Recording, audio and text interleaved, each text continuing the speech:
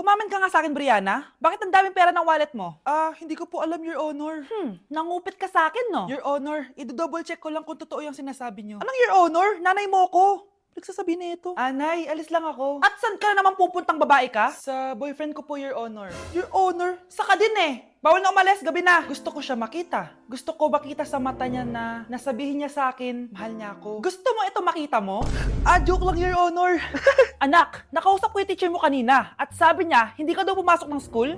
Di po totoo, Your Honor. Your Honor, Your Honor. Pati ikaw? Nag-aral. Ako kanina, baka di niya lang ako nakita kasi nasa farm ako. Ha? Anong farm pinagsasabi mo?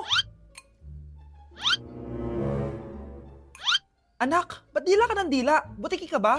Nay, sorry. Uso kasi ito, Nay. Ayun na naman tayo sa mga uso-uso. Hindi kayo napapagod, no? Tigilan nyo yan. Mga anak, kaya na tayo. Yes, Your Honor. Nandito na kami, Your Honor. Tama na